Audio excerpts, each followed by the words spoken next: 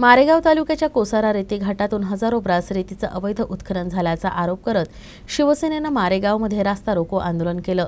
यावेळी कारवाईत कसूर करणाऱ्या तहसीलदारावर कारवाईची मागणी करण्यात आली। गेल्या आठवड्यात रेती तस्करांनी महसूल अधिकाऱ्यावर धारदार शस्त्रानं हल्ला केल्याची घटना घडली होती। तसंच डिसेंबर महिन्यात एका नायब तहसीलदारानं पोकलँड मशीन आणि इतर साहित्य जप्त केलं। मात्र नंतर कोणतीही कारवाई न करता हे प्रकरण रफादफा करण्यात आल्याचा आरोप शिवसेनेनं केलाय।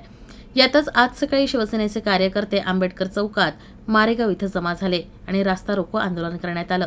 यामुळे काही काळ राज्य महामार्गावर वाहतुकीची कोंडी झाली। यानंतर तहसीलदार निलावडे यांच्याशी कार्यकर्त्यांनी रस्त्यावर बसून चर्चा केली। मात्र चर्चेत निवाडा न झाल्यामुळे आंदोलक रस्त्यावरच बसून राहिले। अखेरीस पोलिसांना मध्यस्थी करावी लागली आणि रस्ता मोकळा करण्यात आला। दरम्यान शिवसेनेनं तहसीलदार निलावडे यांच्यावर निलंबनाची कारवाई आणि रेती घाट घोटाळ्याची सखोल चौकशीची मागणी केली आहे।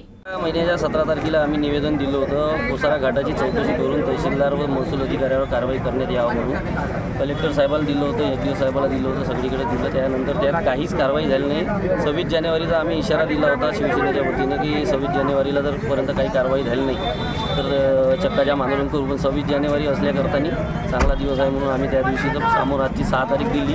महसूल मंत्र्यांनी एसडीओ साहेबाला सांगितलं की याच्यात कारवाई करा आणि लवकरात लवकर अहवाल पाठवा। एवढं सांगितल्यानंतरही हे मुजोर अधिकारी आपल्या स्वतःच्या स्वार्थासाठी चिरीमिरी करून काहीच आम्हाला आजपर्यंत त्याचं दिलं नाही आणि आत्ताही आले तर आत्ताही काहीच त्यांनी देऊन नाही राहिले। असं ह्या दिलं ते दिलं असं उडवाउडवीचं सांगत आहे। आमच्यापाशी असलेले सर्व त्या कोसारा घाटाचे फोटो, सगळं व्हिडिओ आणि ते करणवाडी स्टाफवरचा जो विषय होता का तिथं तलवारी निघल्या, पेपरले बातम्या आल्या, त्याचे सर्व आम्ही ते व्हिडिओ आहे आणि त्या व्हिडिओमध्ये त्यांनी त्या श्रीपतराव पटवार यांनी स्वतः म्हटलं का तिथं रॉड निघले होते आणि 2 गाड्या होत्या। मग ह्या 2 गाड्यावर कारवाई का बरं नाही झाली?